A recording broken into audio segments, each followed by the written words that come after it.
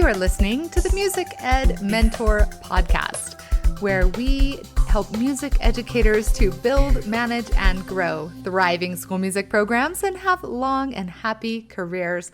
I am your host, Elisa Jansen-Jones, and I'm not going to lie, this is a freaking awesome episode. You know how we did that whole long year of a bunch of online teaching tools and such? But you still may not be sure which tools to keep, or if there's one that does something better, or if there's a tool out there to make your teaching life easier. Wouldn't it be nice to have an educational technologist friend to just tell you which tools to use? That's exactly what you get with this episode and my interview with the wonderful Nicole Laborte. An essential list of tools, not for creating music, but for helping you to be a more efficient, focused, and happier educator yourself. Speaking of teaching music with technology, it doesn't get any better than smart music. Not only does it support your students' learning at home, but you can discover great ways to use it in your classroom rehearsal time as well. From creating practice loops and tempo changes to the largest library of repertoire available, smart music makes your life easier and your students playing more fun. Learn more at smartmusic.com. Speaking of smartmusic.com, that's where you'll find the show notes for this episode, which you will for sure want to check out, since we've included links to all the technology resources we talk about in this episode. Without further ado, let's talk about the best tech tools for improving your teaching life with Nicole Laborte. Hi everyone, my name is Nicole Laborte and I am actually just starting my PhD in music education at the University of North Texas in the fall. Prior to that, I completed my Master of Science in Learning Technologies through UNT, all online. And then prior that, I completed my BME at Pacific Lutheran University in Tacoma, Washington. I am a choir and orchestra person by trade, and in the last 6 years, I've taught in the Enumclaw School District as a 6-12 orchestra teacher and a 6-8 choir teacher. So yeah, that's me. You are extremely well versed in all things music education. Can we also say that you're one of the founding moderators of the Music Educators Creating Online Learning Group? Yes, I have had so much fun watching that kind of grow over time with COVID life and suddenly connecting with lots of people all over the world. It's really kind of one of my favorite parts of Facebook, because Facebook can be kind of rough sometimes. Yeah, especially as a moderator for a 49,000 member music teacher group. We're probably both laughing at the thread that we were just reading. Okay. Yes. Yeah, I think that's why, I keep getting compliments on the Facebook group, because it really has developed into a very useful space. It's, for the most part, everybody's really interactive on it, but that's totally due to the moderators, the fact that we can tap into each other's backgrounds and knowledge base, that we have a whole mix of backgrounds and teaching experience, but also that there's so many experts like yourself in there who are so willing to just jump in and share your knowledge and help people out. It's fantastic. So thank you for that service. Thank you. And since you are one of my favorite technology speakers when it comes to music education, my hope is that in this episode, we're going to just be able to pick your brain about the essential tools that we need to have when going back into the classroom. Because like you said in our little pre-recording chat here, that, we've had a year playing with technology. And there's some we probably should stick around with, especially because there's the new Delta variant coming out. I heard LA is starting to shut back down. You just don't know. But if you're prepared with the technology already, and you don't have to go through that filtering process and that trial process. So anyway, I digress. You are going to tell us all of the technology we need to have in our classroom because it's super useful. Okay, yes. Go. Okay.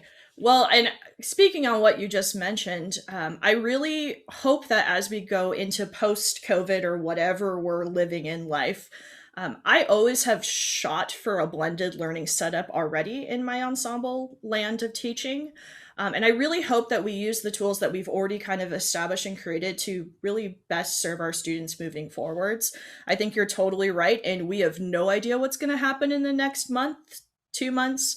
COVID has taught me to be super, super flexible with any and all things. I hope that certain things like Zooms for staff meetings, so I don't have to get out of my PJs before I leave the house, continue to go on going forward. But yeah, there's definitely a lot of tools that you can utilize, not just as a fully remote teacher or a blended teacher or just fully in person. There's a lot of things out there that can really make you more productive and more efficient at what we do.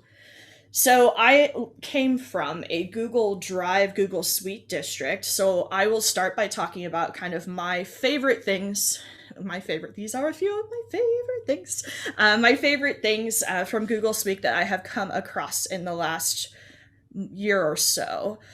So something that I know I like to do is provide a lot of feedback for my students. And one of the extensions, the Google Chrome extensions I discovered along the way is called Moat.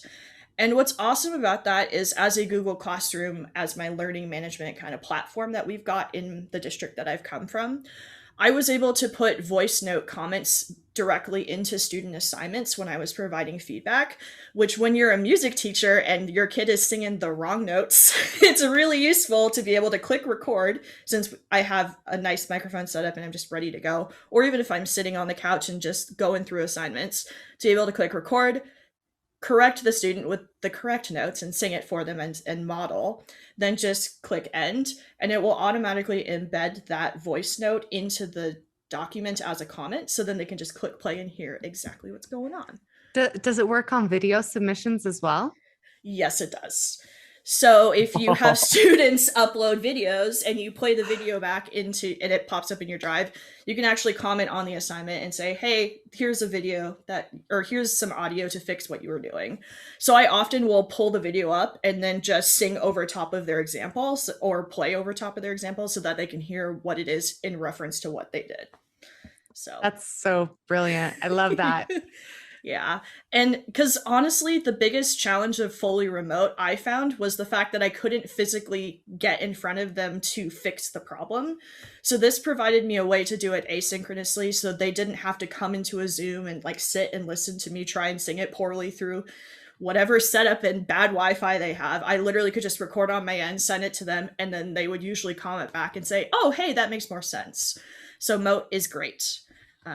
So definitely one to consider. As far as other things, Screencastify, if you are not familiar with, is what I call my ride or die when it comes to asynchronous video creation. I have a lot of, well, I'm a millennial myself, so I guess I'm not super dated in using ride or die as hipstery, but it was something that my district purchased for all of our teachers. And during COVID, it just became that much more relevant to everything I was doing, since so much of what music is very video and demonstration-based exampling for my students. There is a subscription plan offered, but you do have up to 5 minutes of recording for free in the free version. But if you can convince your district or your department to say, hey, this is a great tool that I would like to purchase, strongly recommend, because once they see the potential, they're like, oh, this is a lot less clunky than the other things that we've been using in replace of it. That sounds like Loom. What's the difference between Screencastify and Loom? Why do you choose the one you did? I chose Screencastify just because so much of everything I do is in Google and it interacts really nicely with Google Drive. I also found that it was something that they also provided for students. So when I was learning the ins and outs of it myself, when I was asking students to record in Screencastify, I could kind of walk them through some of the troubleshooting things that came up. And honestly, it's literally press record and it automatically goes to Drive. I love that I can export it directly or upload directly to YouTube as well and do all the sharing settings in there. If you want to get fancy, you can cut, you can paste, you can merge. It does everything I would want Loom to do without having to rely on using my computer to do it, because it does work in on iPad, and it doesn't work well on phone, but you can navigate through their interface on it as well. And it's just it's browser based. Yes, So browser based. Yeah. You don't have to ask a ton of permissions to get it installed on your computer. Yes. Like a lot of video editing software. Yes, the tech department at my school district got really irritated with us about 3 weeks into it, because we kept asking them to install the stuff we were playing with it. So most of the time I just end up playing with it on my own personal device at home, and then figuring out what we actually needed, and then went back to my team and said, hey, these are the things that I think we should ask for. So yeah, Screencastify was one that I inherited from the district, but I will probably not go back. I'll probably pay for it as I go into new things. But yeah, and I will say, even though it has all those fancy editing options, there is power in just doing it once, and when you're recording and when you're making content for your students. It's a lot more relatable for them, instead of having you dryly read through whatever you've created for them to kind of go through. And they actually like when you make mistakes in the video and don't edit it out, because they're like, oh, remember when you made that sarcastic comment about Bohold being bad or your cat started screaming at you. So as silly as it is, don't be afraid to just leave the video as it is. Just don't be afraid. So sound advice. Yes. Let's see. Oh, Duelist. And I will have a blog that has all of these things spelt out with links so that you guys can look at it later. Duelist is the solution to a struggle many of my students had. We were a Chromebook district, and Chromebook screens are so tiny. So if I had them play an instructional video and wanted them to do something in an assignment in another window or tab, they found themselves having to minimize, trying to do things. None of them had mice, so they were all getting really frustrated. What Duelist does is it splits the video screen. It splits a screen for video and another for browser, so that you can multitask. Not everyone is blessed to have dual monitor set up. Like right now I'm in the process of moving, so my second monitor is in the pod going across the country, which is so sad. But it's really nice to be able to have one screen up with whatever you're trying to look through, while also having that second window up. Like right now I'm referencing my notes in one side, and then I've got Zoom in the other side. So it's just a quick boom, boom, does it. You can also bookmark frequently used sites so that it auto loads in the correct ratio in your screen, which is really nice if you're doing, like, what I used it a lot for was when I was grading in Skyward. We used Skyward as our grading system, and then we had Google Classroom as our kind of where all the assignments lived. I would have Google Classroom in one screen, use Duelist to split it, so then I could do Skyward grading entering on the right-hand side if I was at work or just in a cafe and didn't want to bring a second monitor with me. And don't forget, like, this would be really useful for your students to have installed as well, because I am a strong believer in, if it makes your life easier, it will make your students' life easier. And so many middle school tiers could be spared if they can just figure out how to open two windows at the same time. They'd get so frustrated. I'm like, hey, just do this. And they're like, oh, that's brilliant. I can't wait. I can't wait to try that one. That's going to be awesome. I know. I'll even use it on my ginormous monitor and my second monitor that's almost as ginormous as the other one. I know. Yeah, if COVID has taught me anything, it's the more screens I have, the more satisfied I am in being able to have everything up at the same time. And I always got really mad going from work to home because my monitor at home was bigger. So I'd have to make all the windows fit correctly for the aspect ratio size. But this, I just click, click, click, and it was magic. And So... do you like, because I mean, it's all about the real estate, right? Mm-hmm. And I guess I must be a little OCD because I always make sure my windows line up with each other. Yes. So when I'm in a Zoom meeting or a Zoom webinar or whatever, I have to have my windows are broken out so I can see the chat and the participant list, and the Q&A is all, but they all have to fit geometrically aligned. Yep. Nothing causes me more mental internal anguish than seeing someone Zoom share their screen and have all of their tabs up top and then trying to go through them. And I actually had a student comment on it once because I had only 3 tabs open while I was teaching. We were hybrid and fully remote at the same time, so I was teaching both at the same time. And she's like, I'm like, she looks at me like completely astonished. I'm like, what, are you okay? And she said, your tabs are so efficient.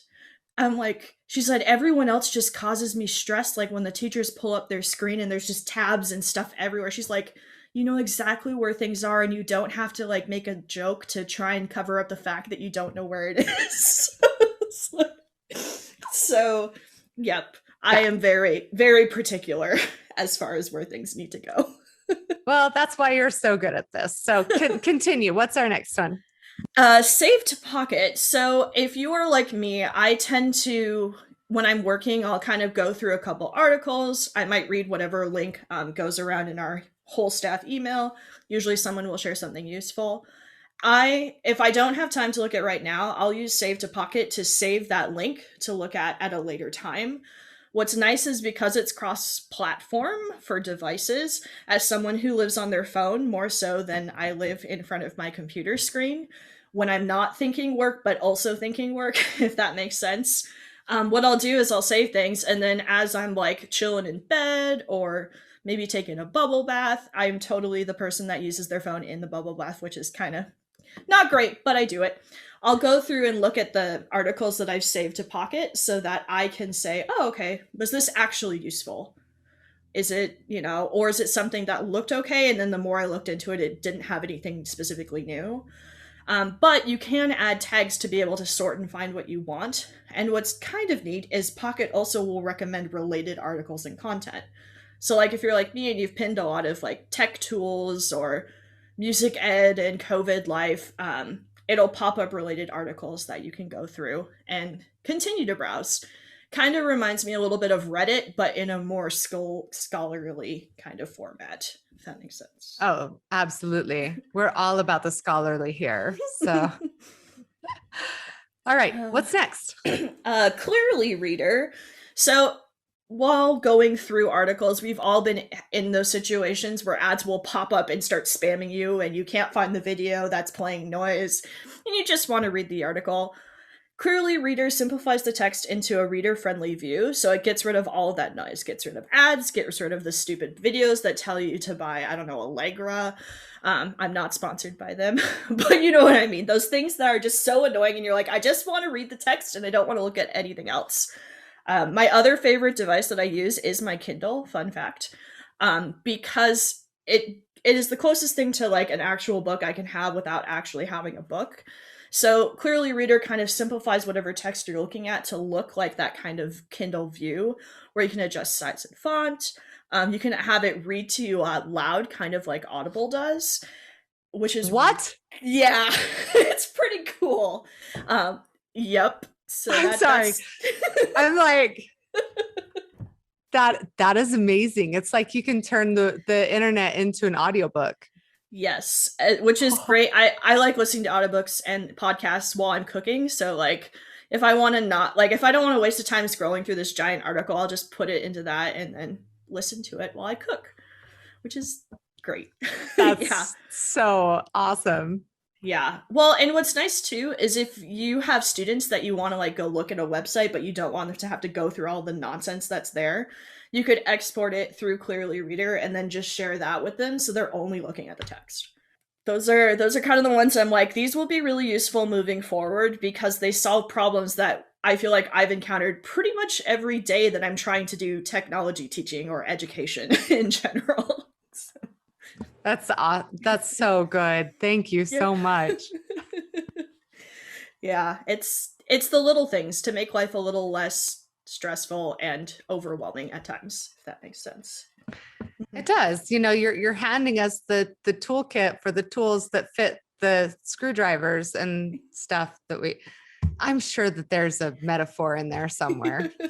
Yeah. All right. Okay. Moving on from Google Chrome, and something I'd encourage you guys to do too is if there's something they're like, why is this not more simple? Or why is this so frustrating? Just try Googling it. These are just a few kind of things that popped into my head that I've experienced along the way, but there's pretty much 99% of the time a fix already out there for the thing that drives you nuts. So don't be afraid to like just go into Google or the Chrome store and just browse through things. I think as teachers or people who are very time sensitive, we tend to sometimes feel like, oh, I'll just deal with it, it'll be fine. And it probably exists. So don't be afraid to just Google and see if there's a solution to what you're already kind of dealing with. And if not, maybe that's your new greatest idea that will earn you millions of dollars. I don't know. Because you probably are not the only one. So, moving on, iOS and Android apps. I will preface this one with I am an iPhone user and an iPad user.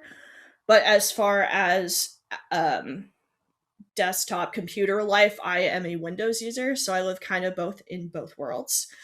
My biggest recommendation is if you have whatever learning management system or LMS you use, take a look at whatever app the company has created for their platform and see if it would be useful for you to utilize within your district or organization.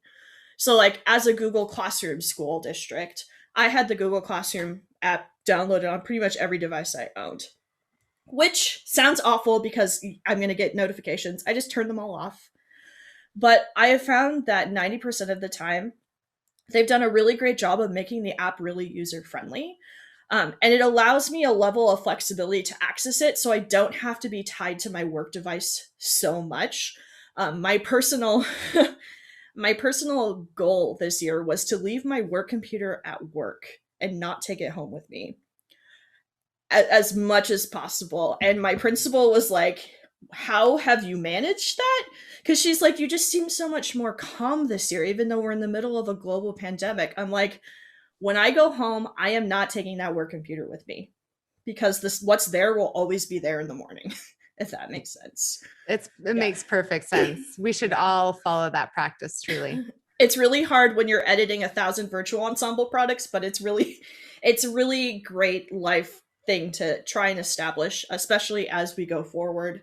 I know a lot of us are kind of burnt out with tech and screens, but really creating that separation has been really healthy for me. And I encourage it. Yeah. And even if you're having to teach from home, having that, like setting yourself up with a designated workspace, that is work when you're at work. I've had to tell my kids that because, I have my home office and sometimes I have to just say, when I'm here at my desk, this is work for me.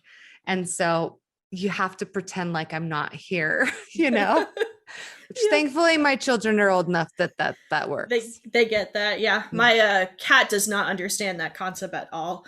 She was well known in many of my Zooms as what they thought was a baby being tortured underneath my desk. I'm like, no, it's just my cat. She just likes screaming. I actually closed the door so she wouldn't come in here. But yeah, well, and what's nice going kind of back to those applications, I used it. So we were required to take attendance every day, whether they were in person or online. And I had about 20% of my students stay fully remote, even when we switched back to hybrid. And I was responsible for being accountable for those children. So I would always forget to post my attendance form each day. So what I started building into my routine is as I was in the middle of styling my hair or like flat ironing it, waiting for it to cook up, I just pop on my app the attendance that I had already like kind of set there as like saved as a draft. I'd click send it out. And then I just keep straightening my hair. It's just a little like dumb thing. But when I get to work, I'm inundated with 1,000 other things. So it's nice to have that just step in my day of like, okay, I'm going to do the one thing that I know is pretty like mindless, but it's still me feeling like I've accomplished something. So totally. Yeah. And every time that you do something and you're like, oh, I accomplished that, but it wasn't on my to-do list, write it onto your to-do list and then cross it out. And then you're even more empowered. Ooh, I didn't even think about doing that. I always just look at the to-do list and feel like, oh no, I haven't done anything actually on here. I've gotten distracted. But you have been doing stuff. Okay, we're going to have to save that for a time management chat sometime. So, okay, give us the next step. Yes, Remind. So if you have not used Remind, it is an application for phone. It's, I believe, Android and iOS. There is also a browser-based client version of it. So if you have students who don't have cell phones, they can access it online if they have a Chromebook or other device. I've used it a lot for my secondary level students, specifically high school, because they are very text centric. And there have been times where I'd be like, don't forget your concert black. Don't forget to show up. This is my Monday morning irritated text that you're not in my room and you're late again. Like it has become a huge lifesaver as far as being able to, send out important content, talk to students in a way that is really safe for all parties. I personally do not give out my cell phone to anyone, even parents, which they're like, well, what if I need you? I'm like, no, you don't need it. You can email me. And what's nice about Remind is it kind of sets out like a dummy account, like phone number that they can text back and forth to you. And the app itself will send you the messages that they've texted back to. So it allows you to communicate with them without having your phone number attached to it on both sides. So it's safe for students and it's safe for the teachers. And what's really nice is I've had a situation where there was a custody thing going on with some parents where I was records requested for the communication that I had sent home. But what's nice about Remind is they keep a log of history of everything that has been communicated with both parties. So like the parents with the students. So when I was records requested, I literally just had to sign in and say, here's the file. Like I did and then they're like, oh, yep, you're good. So it is they've done a really good job of setting it up. So it's really safe for all parties. Yeah, and their customer service is great too. Yeah. Is what I found.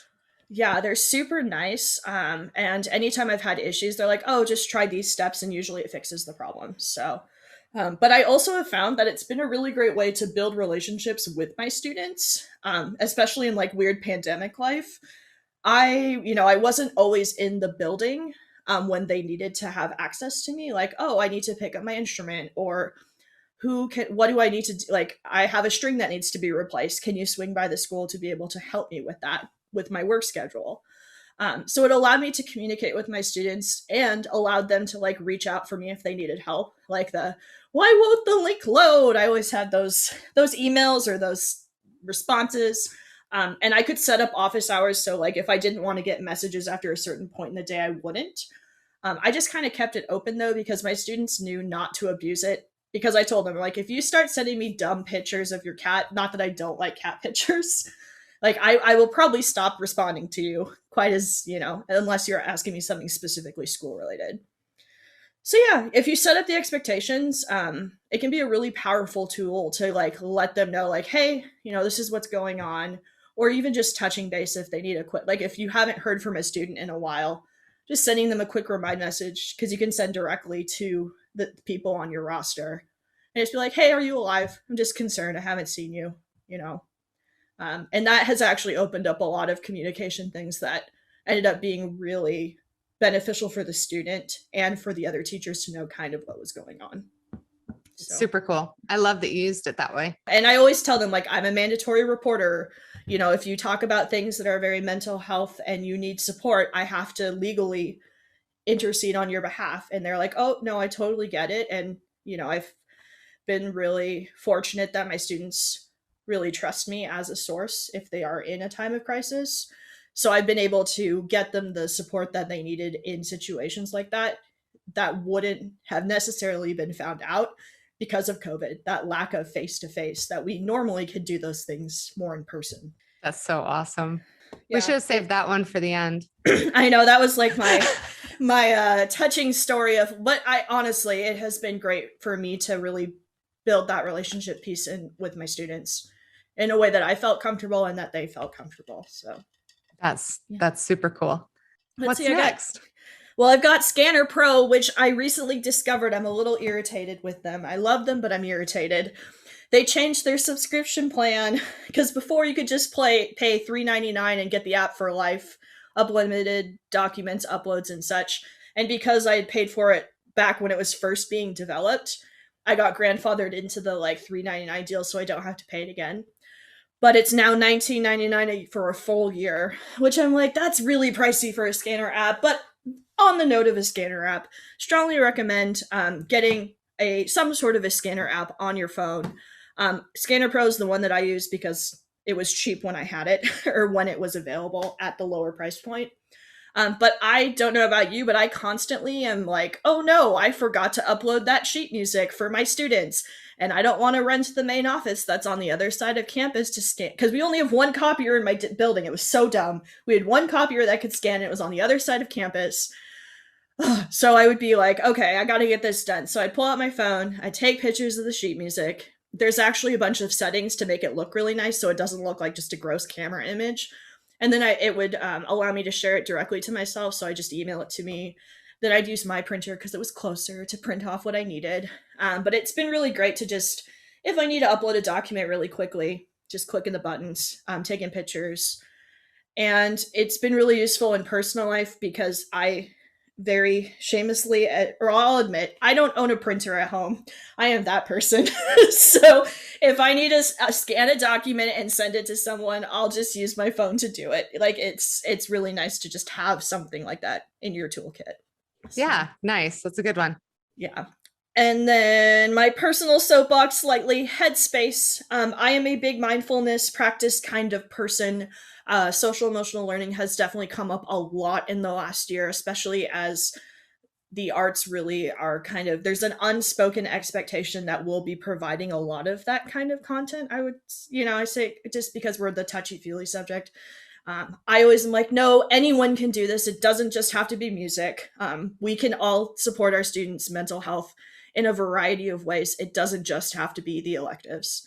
Personal rant aside.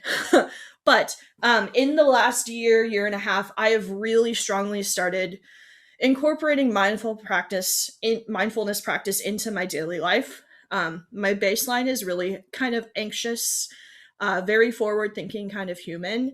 And I really kind of suck at staying present. So taking 5 minutes each day at the start of the day as I'm getting kind of settled, drinking my caffeine has been really beneficial for me. What I love about Headspace is that they respect the fact that we're educators and give us a free educator account, which is a $75 value. And no, I am not sponsored, but I should be because I talk about them all the time. So you can use your school EDU or your school email to sign up and register. They have browser-based. It's actually on Netflix now, which is kind of cool. They have a whole Netflix Headspace channel. Okay, hold on. I got to open it up. Yeah.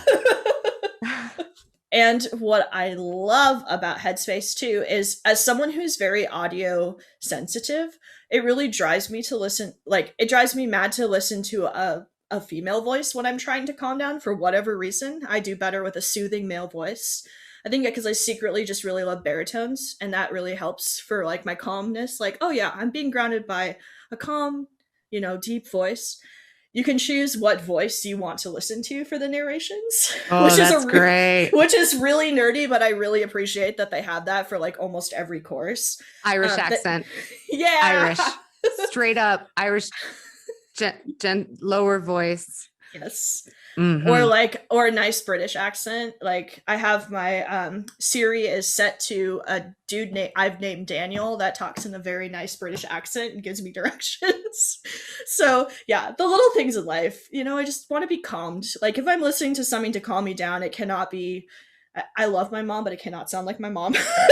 And she knows this too. Like, we've had this conversation. But yeah, so there's different durations. You can go anywhere from like 3 to 15 minutes for each of the sessions. So it's really nice in how they tailored it. There's different like situations. So they have like what they call their SOS, or like supreme need a break, that are like anxiety or anger or different things that you might incorporate, like happen in your day. They also have courses. So like I took a 10 session course on freaking out about the future because I was totally trying to figure out how I was going to get to Texas and move. And I was a little anxious about all the things I had to do. So I'm like, okay, I'm going to start this course. And by the end of it, it's a really nice way to reset and remind yourself like, hey, I'm here right now. And I do it with my students. So like every class I teach, I start with a 5-minute meditation, which I know is edgy.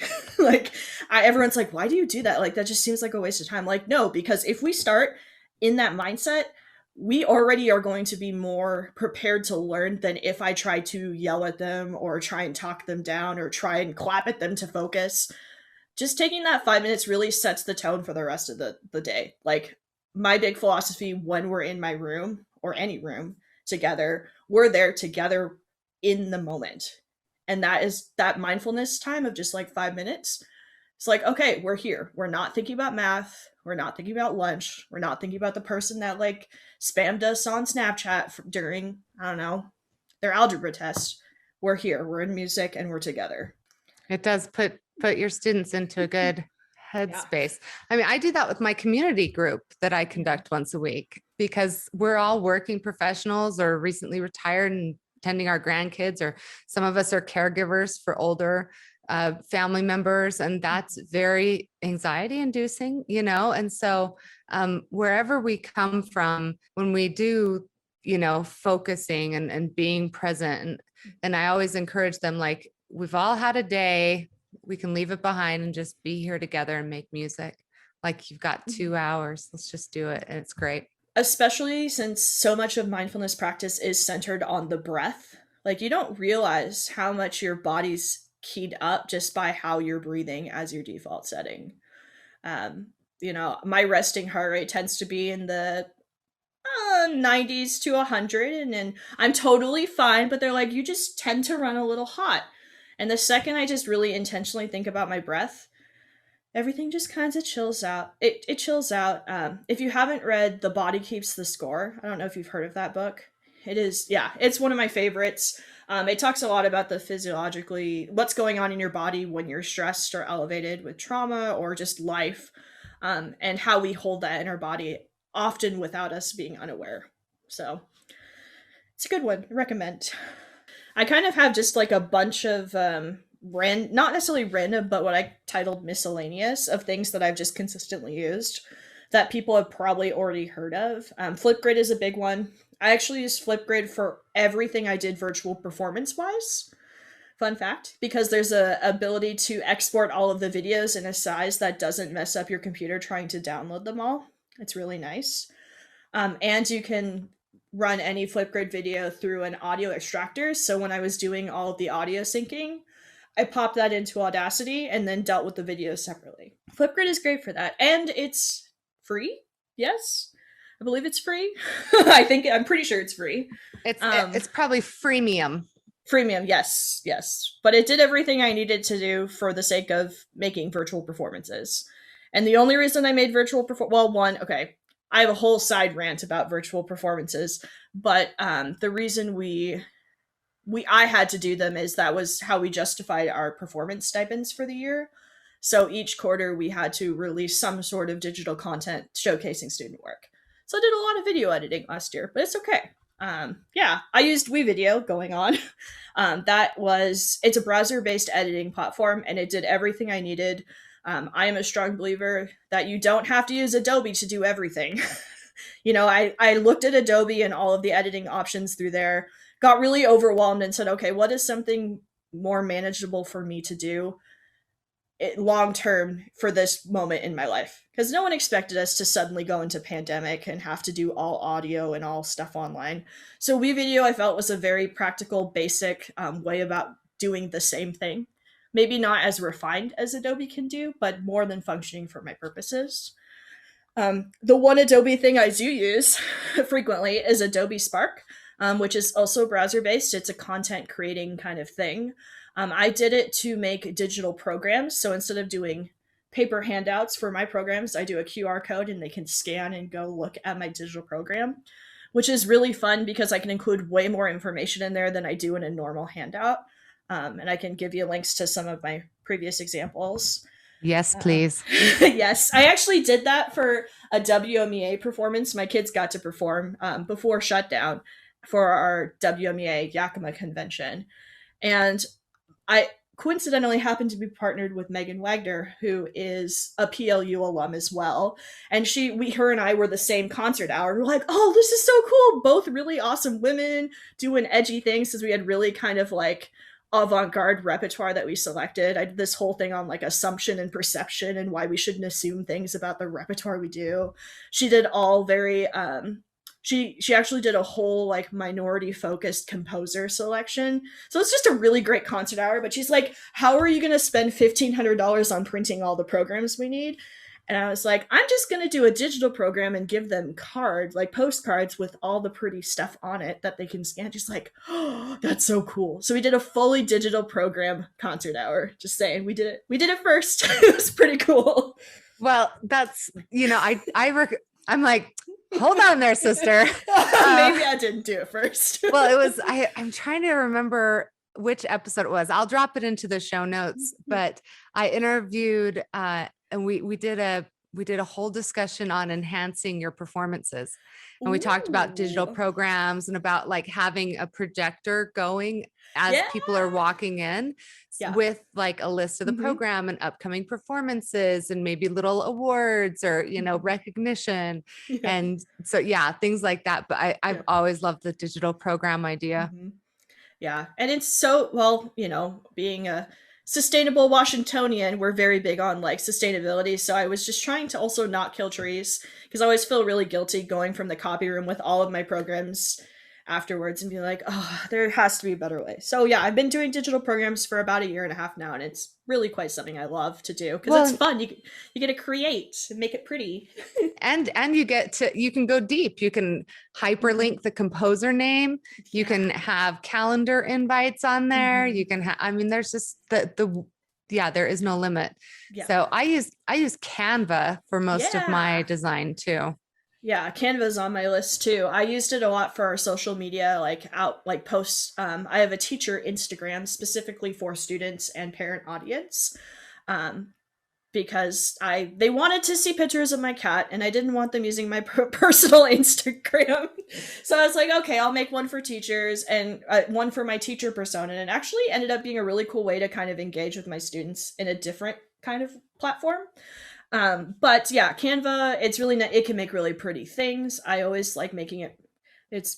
I like making it pretty. So it's nice to have really easy drag and drop things. They have a lot of really cool basic layouts already in there. On the conversation of layouts, SlidesGo and SlidesMania are both free to use, free to download slides. So like if you use PowerPoint or slides in Google Slides, I am someone who hates staring at the same basic slide layouts.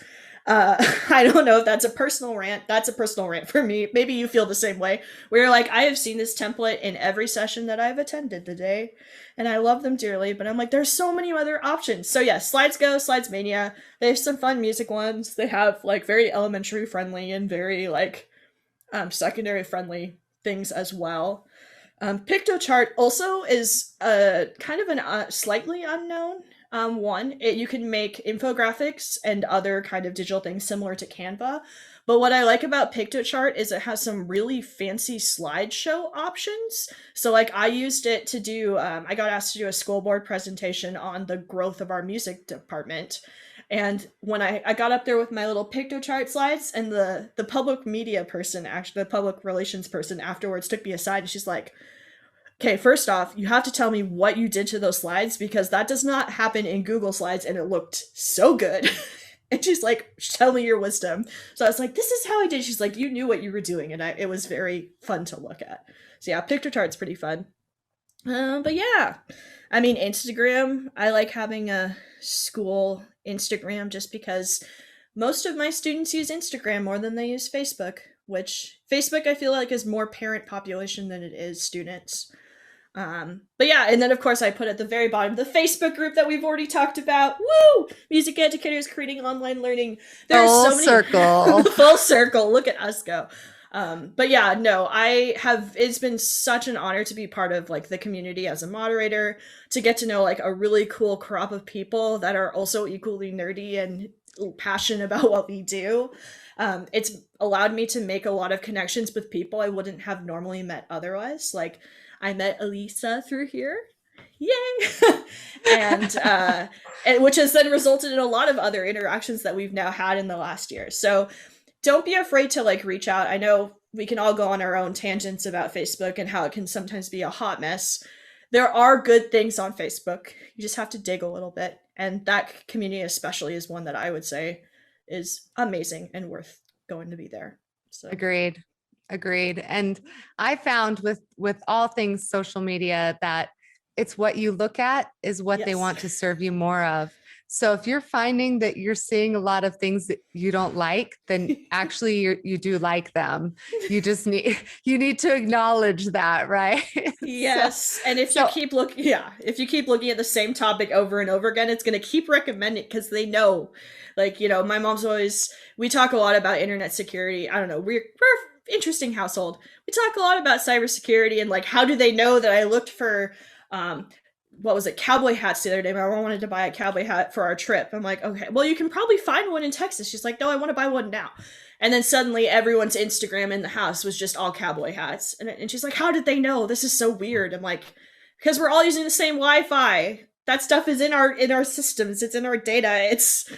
We're looking at it because you looked at it. So right. It's associated with your IP, which is the unique address of your, I think honestly, just having a little background knowledge about how that works, what is a pixel code? What are codes and what is coding, just having a rudimentary knowledge of why these things work the way that they do is extremely valuable. And it's not something that you need to spend, 3 years learning, but it is something that you should understand. Like I can't wait to figure out how on earth that, what was it? Not save the Clearly reader.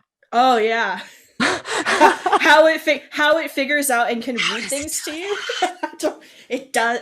What I'm curious about too, I haven't gone super deep into the settings. If you can change the voice, if that makes sense. Because once again, it's all about the voices. I can't listen. There are certain podcasts I'm like, I can't listen to it because it's a specific pitch and timbre that I don't know if it sounds too close to my own speaking voice and thus it just doesn't jive well. I don't know. I know of a podcast that does sound exactly like my speaking voice. Oh, the struggle is so real. Yeah. I think that is seriously such a perfect place to end it. But no, you need to talk about your blog really quick. Oh, yes, that's right. So if you want to follow me, my blog is Nicole Laborte, NicoleLab as in boy, ORT as in Tom, .wordpress.com. If you go there, you will see a bunch of like educational life musings and thoughts about the world. I tend to go very existential at like 2:00 in the morning, so there's a lot of posts like that. But it also has a lot examples of some of the things I've talked about as far as portfolio, like how I've done virtual performances, other tools that I've used. I'm planning on writing a blog specifically about this podcast so that you can go through and kind of see the breakdown and links of the things I've talked about too. But it also links all of my social media. So my Facebook, my Twitter, Instagram, and what's the last one? Oh, LinkedIn. I have a LinkedIn. I don't know if I linked it there though. I don't typically use LinkedIn as much as I probably should, but you can always add me on Facebook. Don't be offended if I don't follow you back on Twitter. I'm more of a Facebook friendly person, but yeah, everything you could possibly want to connect with me is there.